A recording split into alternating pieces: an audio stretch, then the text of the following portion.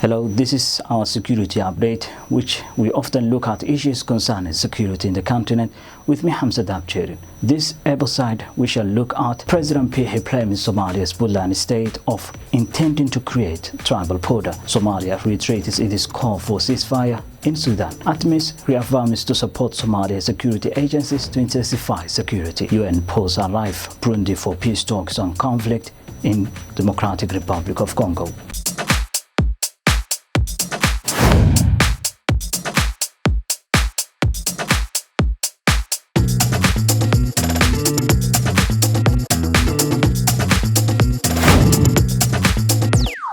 Welcome to the program. In his annual address that touched on various issues, President Bihi of Somaliland included in his speech the current affairs of Laascaanood, which has been relatively calm for the last weeks, and blamed the responsibility of the conflict on Somalia's Puntland state. In his annual address that touched on various issues, President Bihi of Somaliland included in his speech the current affairs of Laascaanood, which has been relatively calm for the last weeks, except that there was a short-lived skirmish last night.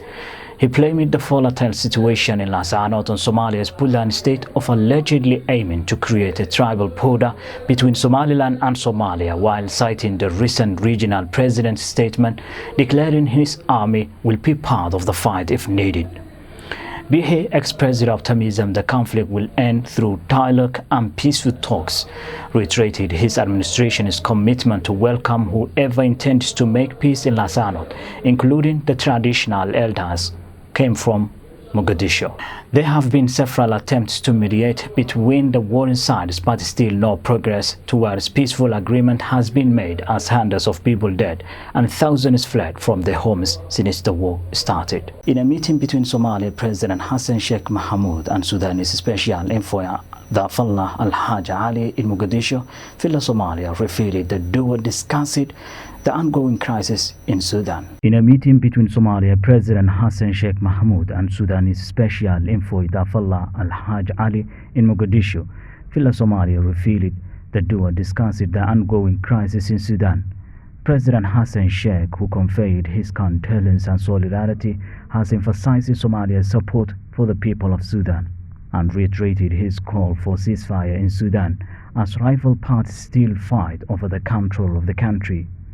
He urged an immediate ceasefire as the nation seeks peace and stability in these challenging times. An armed conflict between rival factions of the military government of Sudan began on 15 April. It started when clashes broke out in western Sudan, in the capital city of Khartoum and in the Darfur region. Hundreds of people have been killed and thousands were wounded since the fight commenced last month, as there is no peaceful agreement reached by the two sides. The African Union Transition Mission in Somalia has reaffirmed its commitment to continue supporting Somalia's security forces to strengthen security, stabilization and development efforts. The African Union Transition Mission in Somalia has reaffirmed its commitment to continue supporting Somalia's security forces to strengthen security, stabilization and development efforts. ATMIS said they are mandated to reduce the threat posed by Al-Shabaab and forced to help the Somalia security agencies the capacity building of an integrated SSF and conduct a phased handover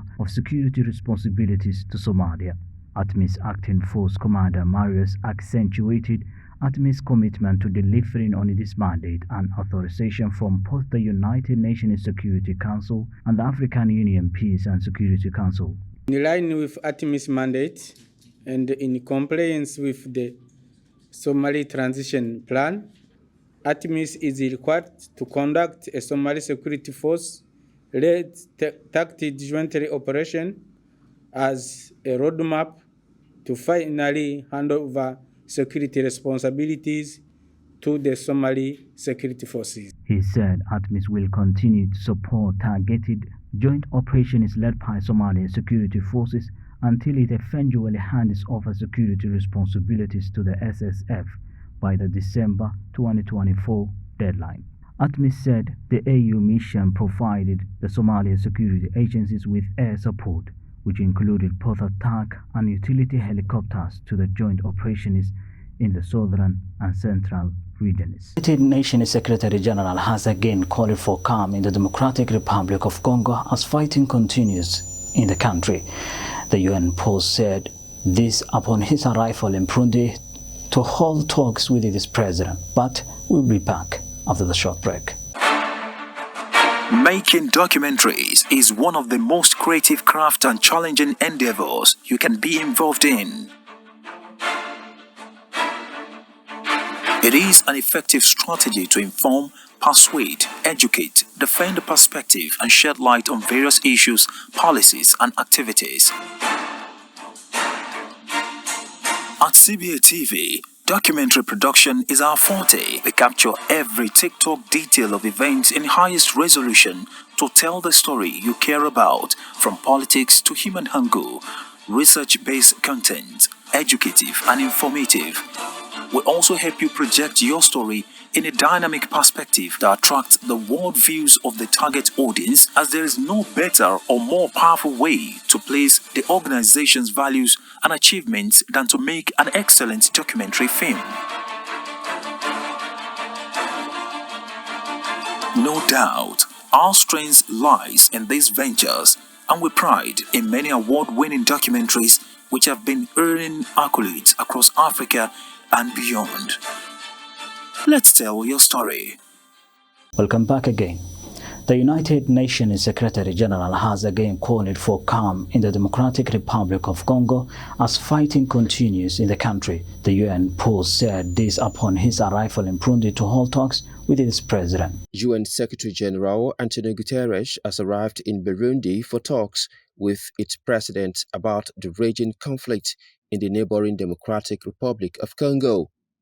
Burundi played a key and positive role in the conflict, having contributed many of its soldiers to a regional peacekeeping force in eastern DRC, where Congo's army is fighting the M23 rebel group. Speaking upon his arrival, the UN boss renewed his call for de-escalation, appeasement, and restraints. Mr. Guterres again appealed to armed groups of all kinds, local and foreign, to lay down their arms in the DRC. His visit to Burundi to seek for calm came at a time when authorities announced on Wednesday that 60 dead bodies had been uncovered in multiple communities in the DRC North Kivu province.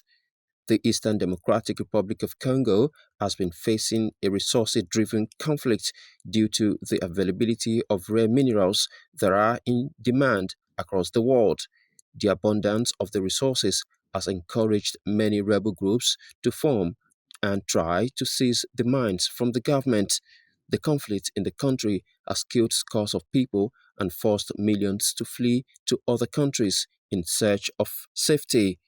Kamel Sadiq, CBA TV. The governor of Somalia's Hiran region, Ali Jayte Osman, has imposed sanctions on Al-Shabaab-controlled areas along the Shabelle River between Beledweyne and Pulaporte in the Hiran region.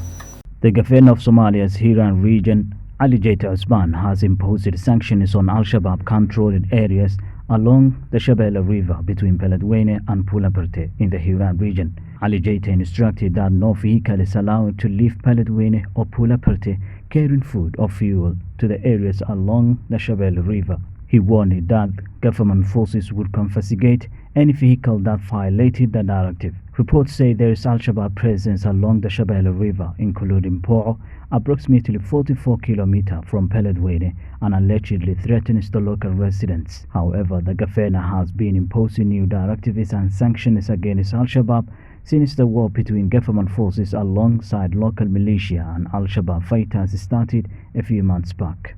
The mayor of Mogadishu, Yusuf Hussein Jimale Madale, and the deputy representative of the United Nations Secretary General to Somalia, Kiki, have engaged in talks about the present security situation in the capital and the war against Al-Shabaab. The governor and the mayor of Mogadishu, Yusuf Hussein Jimale Madale, received in his office the deputy representative of the United Nations Secretary General to Somalia, Kiki. The pair discussed several issues including the present security of the country, the success against Al-Shabaab, and especially the security of the capital, which has experienced scores of attacks and assassinations. The deputy representative of the United Nations Secretary General commended the efforts of the mayor on ensuring the peace of the capital.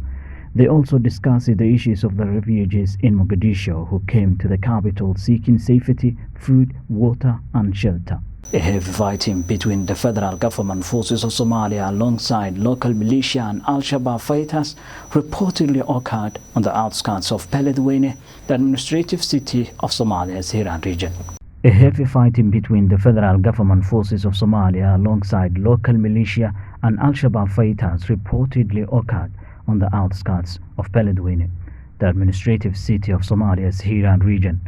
Both sides did not disclose if there were casualties, but residents told the local media they heard powerful weapons and two extreme blasts and couldn't confirm whether it was a suicide attack. They also reported some of the residents immediately fled from the scene. However, the skirmish came barely a few days after Somalia's Ministry of Information, Culture and Tourism confirmed the death of 40 Al-Shabaab members in a joint operation carried out by the National Intelligence Agency and the international partners. Last week, the government also claimed that Al-Shabaab has faced its greatest weakness and vacated many places since the anti-Al-Shabaab war started last year. And with that story of the heavy fighting between the federal government forces of Somalia alongside local militia and Al-Shabaab fighters reportedly occurred on the outskirts of Beledweyne, we'll wrap up our program for this time. Thank you very much. This is me, Hamza Daabjeerin.